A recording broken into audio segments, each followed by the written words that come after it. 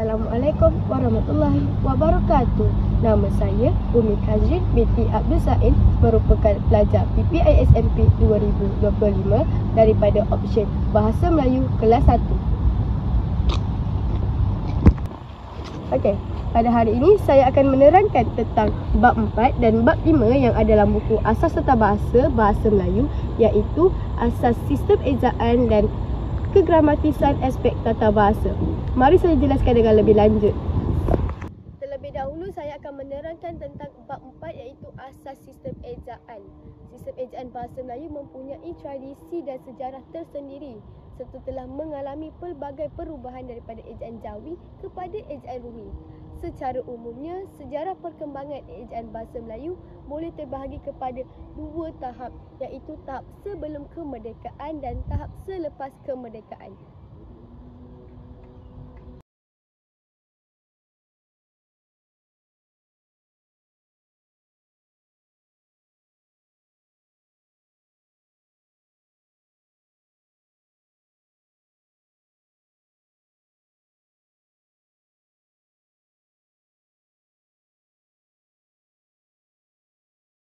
Seterusnya saya akan menerangkan tentang ciri-ciri utama sistem ejaan Rumi 1972. Yang pertama adalah jenis-jenis penggunaan abjad bahasa Melayu. Yang pertama, abjad. Dalam ejaan bahasa Melayu terdapat 26 abjad, iaitu A, B, C, D, E, F, G, H, I, J, K, L, M, N, O, P, Q, R, S, T, U, V, W, X, Y dan Z. Yang kedua adalah huruf vokal. Dalam ejaan bahasa Melayu terdapat 5 huruf vokal, iaitu A, E, I, O dan U. Vokal E terdapat 2 bunyi, iaitu E pepet dan E taling.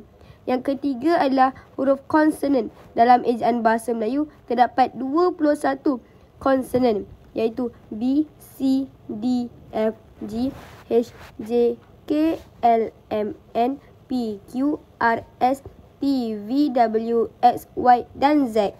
Seterusnya, vokal berganding. Deretan 2 huruf vokal yang membentuk suku kata yang berbeza. Rentetan 2 huruf vokal ini tidak berlaku hentian sebentar atau tidak berlaku geluncuran. Seterusnya, diftong. Dikenali sebagai vokal rangkap, iaitu penghasilan 2 bunyi secara serentak kerana berlakunya geluncuran dalam satu suku kata. Seterusnya, digraf. Digraf merupakan 2 huruf konsonan yang berturut-turut yang mewakili atau melambangkan satu bunyi konsonan seperti sh dalam syarikat. Jenis yang ketujuh pula adalah deretan konsonan.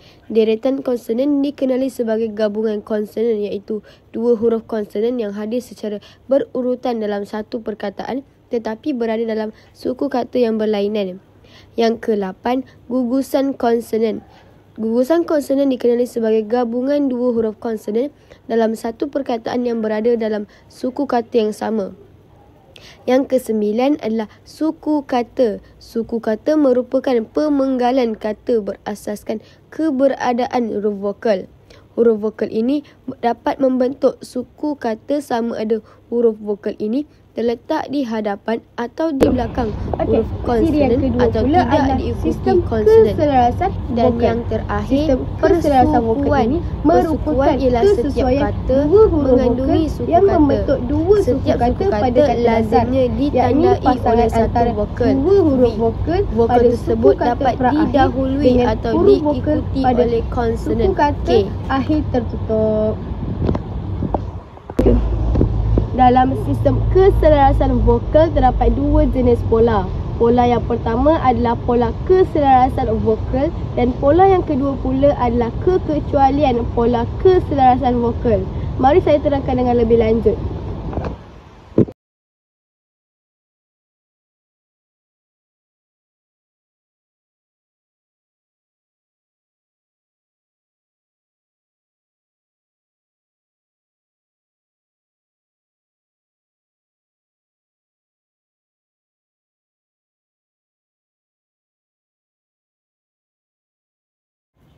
Jenis-jenis sistem keselarasan vokal. Yang pertama adalah pola keselarasan vokal, iaitu terdapat 18 pola keselarasan vokal yang ada dalam sistem ejaan Baharu Rumi Bahasa Melayu.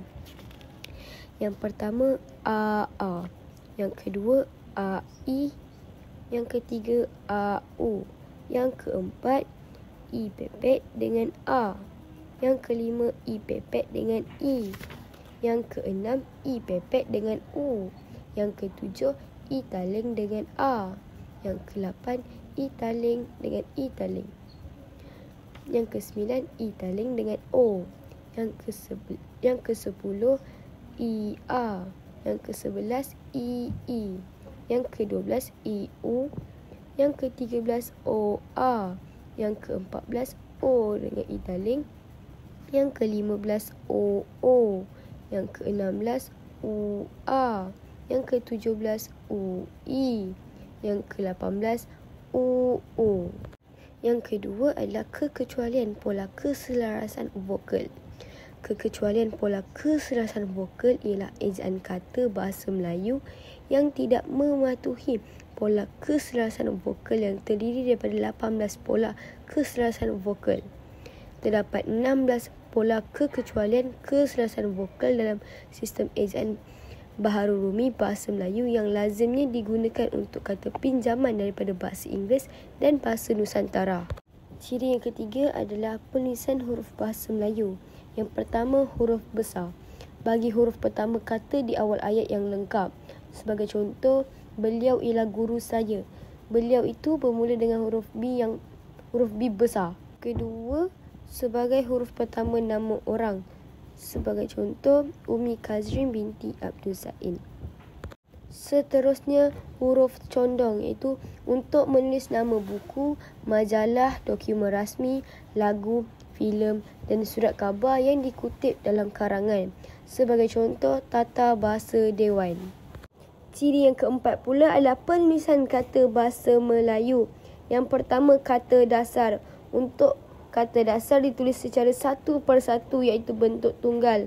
Sebagai contoh, mereka yakin akan gadis itu. Yang kedua, kata terbitan. Untuk imbuhan awalan, akhiran dan apitan termasuklah imbuhan asing ditulis secara serangkai atau bercantum dengan kata dasar. Sebagai contoh, berlumba, permainan dan terbaling.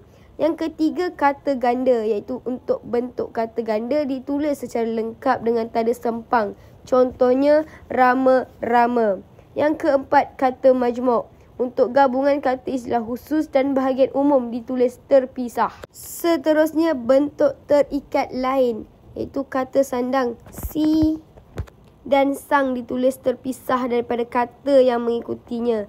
Contohnya, sang belang. Seterusnya, kata sendi nama, iaitu kata depan, iaitu kata sendi nama seperti ke, dari, ditulis terpisah daripada kata yang mengikutinya, kecuali dalam gabungan kata yang dianggap lazim sebagai satu kata seperti kepada, daripada, semenjak dan selain. Contohnya, Cikgu Amira. Seterusnya, angka dan lambang bilangan. Yang pertama, angka bagi menyatakan nombor atau lambang bilangan seperti angka Arab dan angka Roman. Contohnya 0, 1, 2, 3. Yang kedua, lambang bilangan untuk bilangan utuh. Contohnya 15. Ciri yang kelima adalah penulisan ejaan kata pinjaman.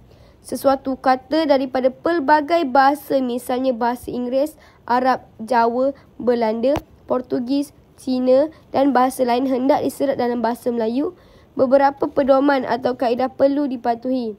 Terdapat dua situasi unsur asing, iaitu kata pinjaman dapat diserap dalam bahasa Melayu melalui penyerapan sepenuhnya dari segi sebutan dan tulisan yang dikekalkan seperti bahasa asal, atau penyerapan dalam bentuk visual diutamakan.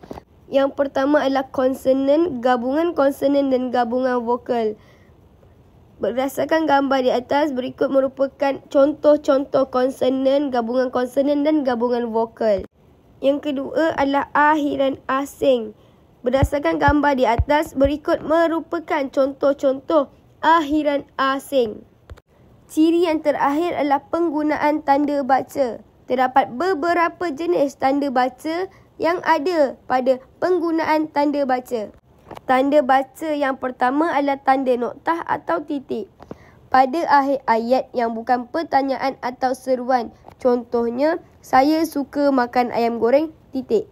Yang kedua adalah tanda koma antara unsur-unsur dalam suatu pemerincian atau pembilangan. Contohnya, Sarah membeli pemadam, buku tulis, pembaris dan gunting.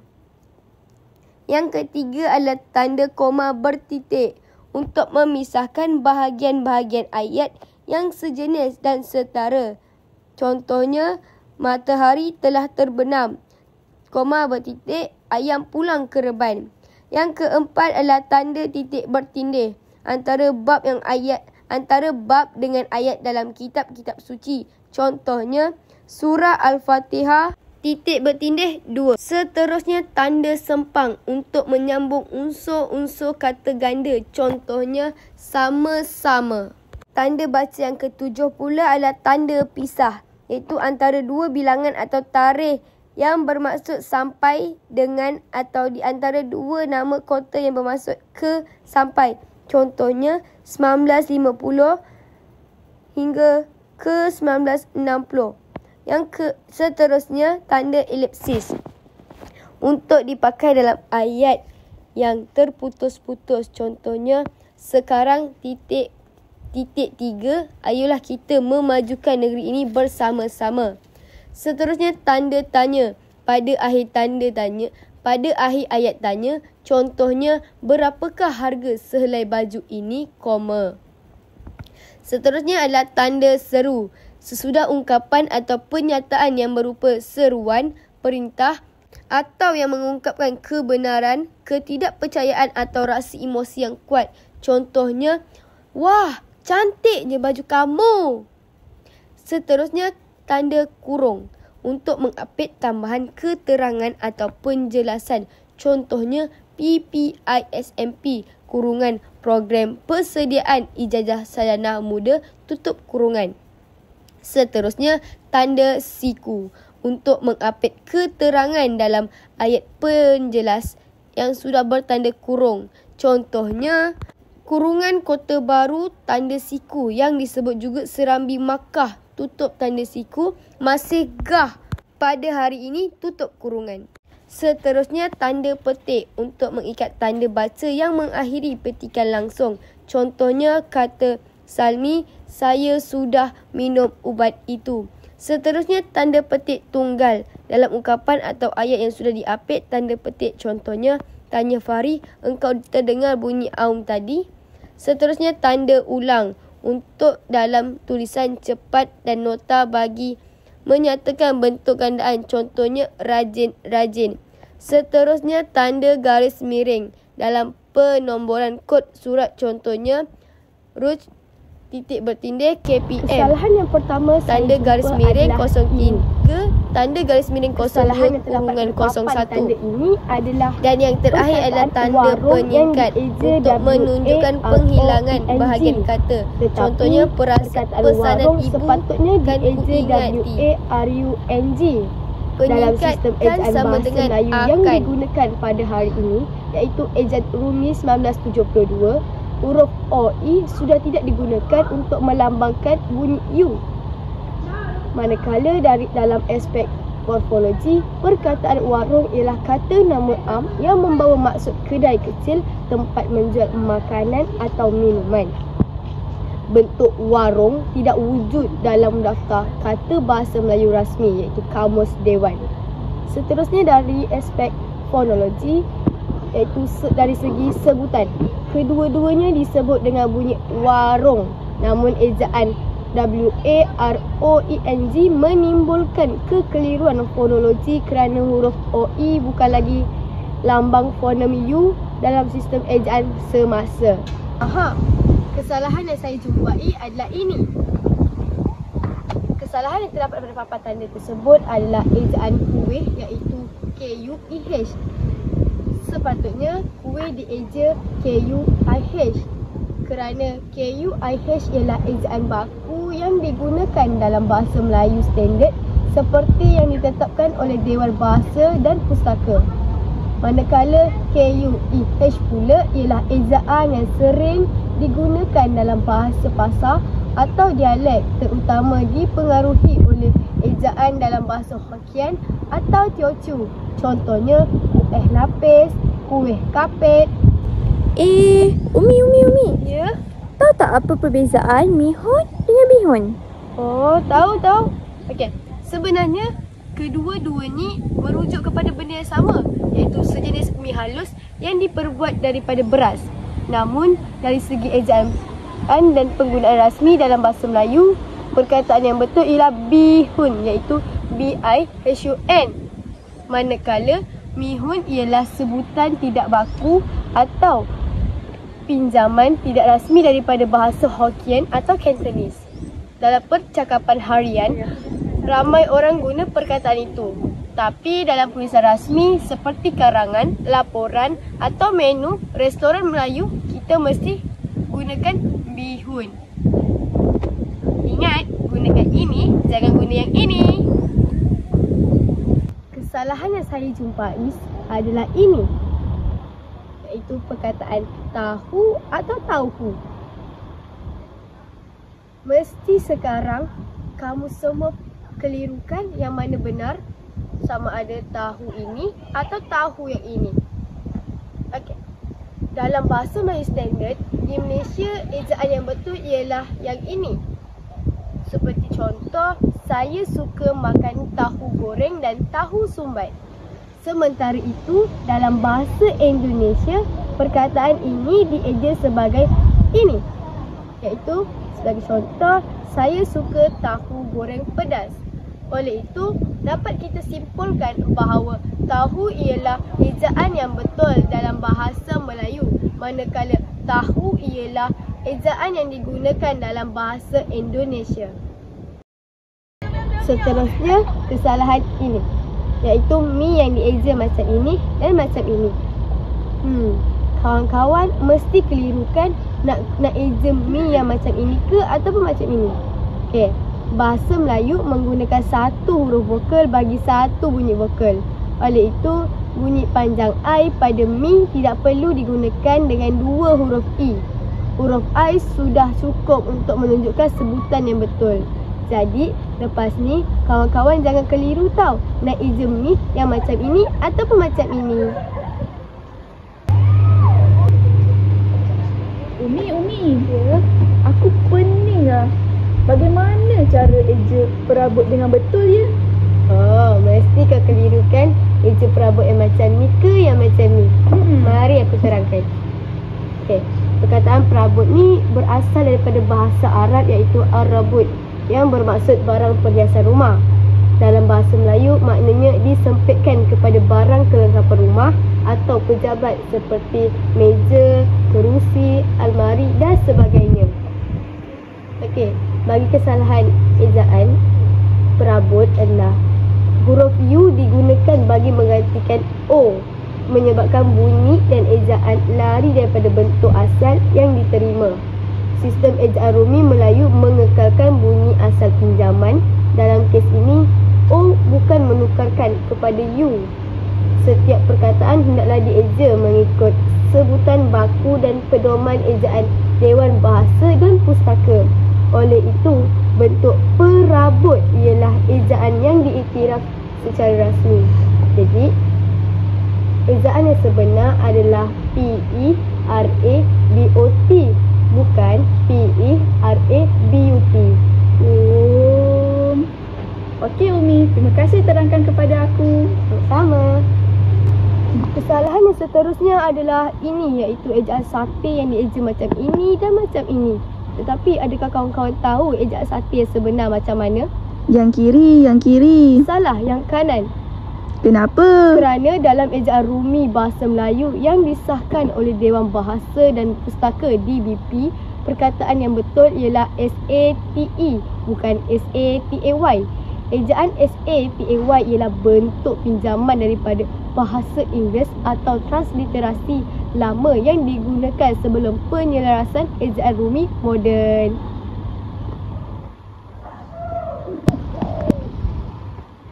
Ada lagi kesalahan sebenarnya. Ini ejaan tasik yang dieja TASEK. Sebenarnya ejaan yang betul ialah TASIK, bukan TASEK.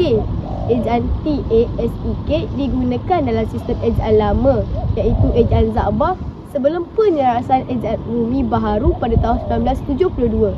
Perubahan ini dibuat bagi menyeragamkan ejaan dengan sebutan dan sistem fonologi bahasa Melayu moden. Ejaan TASEK tidak lagi digunakan dalam bahasa Melayu baku moden kerana ia adalah ejaan lama. Jadi lepas ini gunakan tasik, gunakan TASIK dalam semua urusan rasmi, penulisan akademik dan pendidikan. Kesalahan yang seterusnya adalah ini, iaitu perkataan karabu. Perkataan yang betul ialah kerabu, bukan karabu. Kesalahan ini berlaku kerana penggantian huruf vokal I kepada A yang mengubah bentuk ejaan standard. Kesalahan ini sering berlaku kerana pengaruh sebutan logat atau dialek tempatan, terutamanya di kawasan pantai timur atau utara Semenanjung, di mana bunyi I kadang-kala disebut seperti A. Namun, dalam penulisan rasmi bahasa Melayu, ejaan mesti mengikut bentuk baku iaitu kerabu. Terdapat beberapa jenis kesalahan ejaan yang telah saya jumpai di dalam menu. Yang pertama adalah jagung yang dieja JAGONG. Dalam tata bahasa Melayu, jagung dianggap salah dari segi ejaan. Tata bahasa Melayu mengutamakan sistem ejaan Rumi baku yang ditetapkan oleh Dewan Bahasa dan Pustaka DBP. Mengikut sistem ini, setiap perkataan mesti menggunakan huruf yang sesuai dengan bunyi sebutan Melayu dan menepati pola ejaan Rumi yang baku. Perkataan jagung tergolong dalam kata nama am kerana merujuk kepada sejenis tumbuhan bijirin yang menghasilkan tongkol dan biji. Kesalahan jagung berlaku kerana huruf O tidak sesuai dengan pola bunyi dalam sistem ejaan baku bahasa Melayu. Huruf U lebih tepat kerana melambangkan bunyi sebenar sebutan on pada ujung kata tersebut. Kesalahan yang seterusnya adalah perkataan kuih tiaw yang dieja KUEYTIOW. Dalam aspek tata bahasa, khususnya sistem ejaan Rumi bahasa Melayu, ejaan KUEYTIOW dianggap salah eja dan ejaan yang betul ialah KUETIAU. Tata bahasa Melayu menetapkan bahawa setiap perkataan mestilah mengikut peraturan ejaan Rumi yang baku dan menggunakan padanan bunyi huruf yang sesuai dengan sebutan Melayu. Dalam hal ini, perkataan kuih tiaw tidak mematuhi sistem tersebut kerana mengandungi gabungan huruf Y dan OW yang tidak menepati pola ejaan bahasa Melayu. Bentuk ejaan itu lebih menyerupai sistem ejaan bahasa Inggeris atau Cina romanisasi, bukan sistem ejaan Rumi Melayu. Perkataan kuih tiaw telah diserap daripada bahasa Hokkien dan disesuaikan mengikut peraturan tata bahasa Melayu. Oleh itu, dalam bahasa Melayu, sistem ejaan mesti menyesuaikan perkataan pinjaman agar selaras dengan bunyi dan pola tulisan Melayu. Sistem ejaan kuih tiaw tidak mengikut pola huruf Rumi Melayu. Penyesuaian pinjaman perkataan ini berasal daripada bahasa Hokkien dan perlu disesuaikan menjadi kuih tiaw. Morfologi perkataan tunggal, jenis kata nama konkret. Sintaksis digunakan sebagai objek dalam ayat, contoh makan kuih tiaw. Terdapat dua kesalahan tata bahasa yang ada pada gambar ini, iaitu pada perkataan letakkan dan di kawasan. Penggunaan imbuhan kan pada kata kerja letak tidak sesuai dalam konteks ini. Imbuhan kan digunakan apabila kata kerja transitif memerlukan objek penerima tindakan secara langsung. Contohnya, letakkan buku itu di atas meja. Di sini, buku ialah objek yang diletakkan. Namun dalam ayat, jangan letakkan mana-mana sampah di kawasan kedai. Struktur ayat sudah mempunyai unsur tempat di kawasan kedai, bukan penerima tindakan secara langsung. Maka bentuk yang lebih tepat ialah kata kerja dasar tanpa imbuhan, iaitu letak. Yang betul adalah jangan letak mana-mana sampah di kawasan kedai. Huruf besar digunakan pada perkataan kawasan selepas kata sendi di. Dalam tata bahasa Melayu, kata sendi di diikuti oleh kata nama tidak perlu huruf besar, kecuali jika ia nama khas. Contohnya di Kuala Lumpur. Perkataan kawasan ialah kata nama am. Jadi huruf awalnya perlu huruf kecil seperti contoh di kawasan kedai. Tengok perkataan ini, iaitu perkataan stesen yang dieja dengan salah. Perkataan stesen ialah salah ejaan dalam sistem tata bahasa dan ejaan rumi baku bahasa Melayu. Dalam Kamus Dewan Bahasa dan Pustaka DBP, ejaan yang betul ialah stesen. Kesalahan stesen berlaku kerana tidak menepati pola ejaan pinjaman bahasa Inggeris yang telah disesuaikan dengan sistem tata bahasa Melayu. Perkataan ini berasal daripada bahasa Inggeris, iaitu station. Apabila diserap ke dalam bahasa Melayu, sistem ejaan rumi menyesuaikan bunyi dan huruf mengikut peraturan berikut. Dalam bahasa Melayu, gabungan huruf SY dalam station tidak diperlukan kerana bunyi SY mewakili bunyi sh, sedangkan bunyi asal perkataan station ialah stesen. Oleh itu, ejaan yang gramatis dan tepat ialah stesen. Sebagai contoh, ayat yang salah adalah kami menunggu di stesen kereta api. Manakala, contoh ayat yang betul adalah kami menunggu di stesen kereta api. Sarah, jom kita makan dekat kedai ni. Dia ada jual nasi biryani. Macam salah je. Nasi biryani bukan sepatutnya nasi biryani. Kesalahan yang terdapat pada papan tersebut adalah kesalahan biryani, iaitu terletak pada penggunaan huruf YA yang tidak mengikut kaedah ejaan rumi baru bahasa Melayu 1972.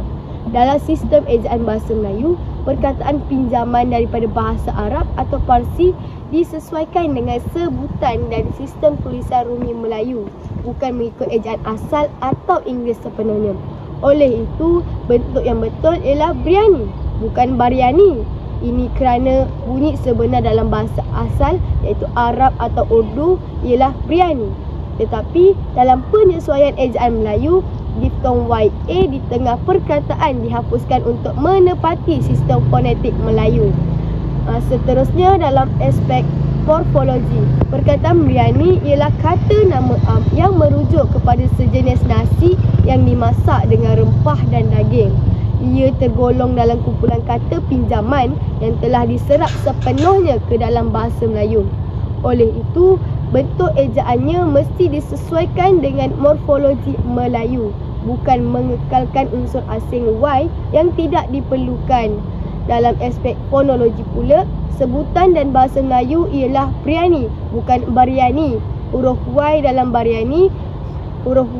biryani menambah bunyi tambahan yang tidak wujud dalam sebutan sebenar orang Melayu. Maka ejaan biryani lebih tepat menggambarkan bunyi sebutan sebenar dalam konteks Melayu. Mana lagi nak cari kesalahan ejaan ni? Ini adalah kesalahan ejaan yang telah saya jumpa, iaitu perkataan karipap. Perkataan karipap ialah ejaan yang tidak menepati sistem ejaan bahasa Melayu. Ini kerana puff ialah perkataan pinjaman daripada bahasa Inggeris. Sedangkan dalam bahasa Melayu terdapat bentuk yang telah diserap dan disesuaikan. Menurut Pedoman Umum Ejaan Bahasa Melayu DBP, perkataan pinjaman hendaklah dieja mengikut sebutan Melayu jika sudah mantap penggunaannya. Ejaan yang betul adalah karipap, iaitu K-A-R-I-P-A-P. Manakala ejaan yang salah pula adalah K-A-R-I-P-U-F-F. Seterusnya, aspek morfologi karipap tidak menunjukkan penggabungan kata yang sah dalam morfologi bahasa Melayu. Sebaliknya, bentuk karipap ialah bersimilasi secara morfologi dan fonologi dalam sistem bahasa Melayu, iaitu satu perkataan tunggal yang menunjukkan sejenis makanan, pastry berinti kari.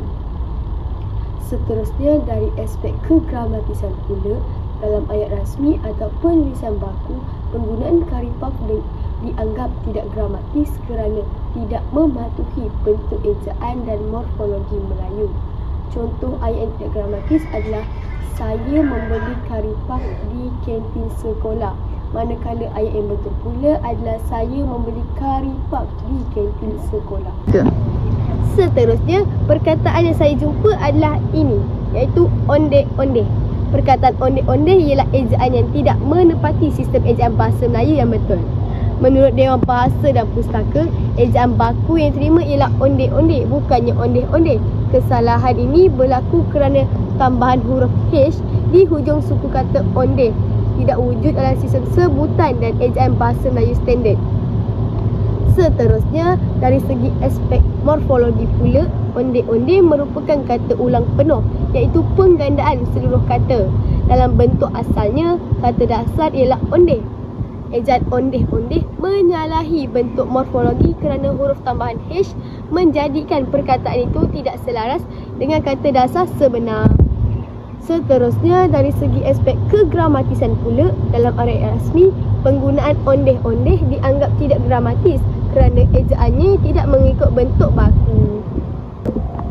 Kesalahan yang seterusnya adalah ini, iaitu perkataan nanas. Perkataan nanas ialah salah ejaan dalam bahasa Melayu. Menurut Dewan Bahasa dan Pustaka DBP, ejaan yang betul bagi buah tersebut ialah nanas, bukan nanas. Kesalahan ini berlaku kerana terdapat penggandaan huruf N yang tidak diperlukan dalam sistem ejaan rumi bahasa Melayu. Seterusnya, dari segi aspek morfologi pula, nanas ialah kata nama am yang merujuk kepada sejenis buah. Dalam sistem morfologi bahasa Melayu, kata dasar tidak boleh ditambah huruf konsonan berganda tanpa sebab morfologinya. Huruf berganda seperti NN dalam nanas tidak menunjukkan sebarang proses pembentukan kata, bukan pengimbuhan atau penggandaan. Jadi bentuk itu tidak sah dari segi morfologi. Seterusnya, dari segi aspek kegramatisan, dalam ayat rasmi, penggunaan nanas dianggap tidak gramatis kerana ejaannya tidak menepati bentuk baku yang diiktiraf oleh DBP. Hanya bentuk nanas diterima dalam tulisan formal dan kamus rasmi. Kesalahan ejaan yang seterusnya saya jumpa adalah ini, iaitu kesalahan yang terdapat pada papan tanda tersebut adalah perkataan gantung. Perkataan gantung ialah salah ejaan dalam bahasa Melayu. Menurut Dewan Bahasa dan Pustaka DBP, ejaan yang betul ialah gantung, G-A-N-T-U-N-G, bukan G-A-N-T-O-N-G.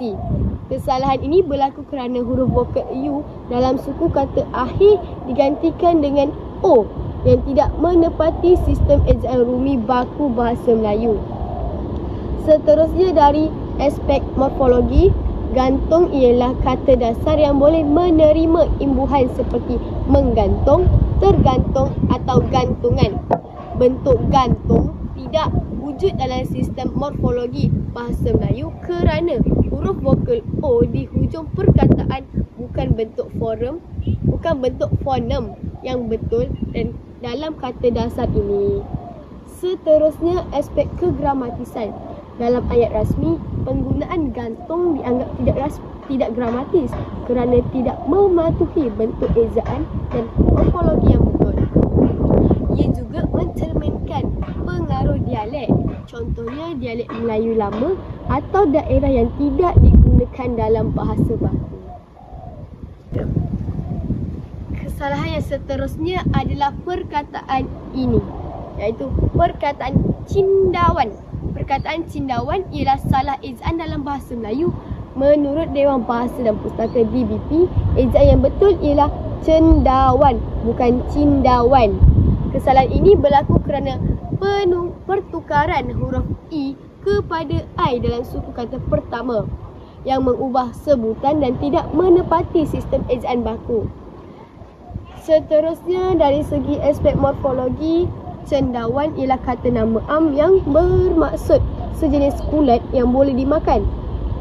Dalam morfologi bahasa Melayu, bentuk cendawan tidak sah kerana tiada asas perubahan bunyi atau imbuhan yang menjelaskan kewujudan huruf I tersebut. Kata dasar yang sah hanya cendawan dan tiada bentuk terbitan atau imbuhan daripada cendawan. Selain itu, dari segi aspek kegramatisan, dalam penulisan rasmi, bentuk cendawan dianggap tidak rasmi kerana tidak wujud dalam senarai kata baku DBP. Penggunaannya akan dianggap sebagai kesalahan tata bahasa dan ejaan. Perkataan yang seterusnya adalah ini, iaitu perkataan telur. Perkataan telur ialah salah ejaan dalam bahasa Melayu baku. Menurut Dewan Bahasa dan Pustaka DBP, ejaan yang betul adalah telur, bukan telur. Kesalahan ini berlaku kerana penggunaan huruf vokal O menggantikan U dalam suku kata akhir yang tidak menepati sistem ejaan rumi bahasa Melayu standard. Seterusnya, dari segi aspek morfologi, telur ialah kata nama am yang merujuk kepada benda hasil daripada ayam, ikan dan sebagainya. Dalam morfologi Melayu, bentuk telur tidak sah kerana tiada proses perubahan kata yang memberikan pertukaran vokal U kepada O. Kata dasar yang sah ialah telur dan bentuk ini digunakan dalam semua konteks. Contohnya telur ayam, telur asin dan telur dadar. Selain itu, dari segi aspek kegramatisan, dalam ayat rasmi, penggunaan telur dianggap tidak gramatis kerana tidak memenuhi ejaan baku DBP. Ejaan telur mungkin digunakan dalam dialek tertentu seperti dialek Jawa atau logat lama, tetapi tidak diterima dalam penulisan standard bahasa Melayu. Menyusun sirih di atas para, sirih disusun indah berseri. Mohon maaf jika tersalah bicara. Terima kasih atas masa diberi.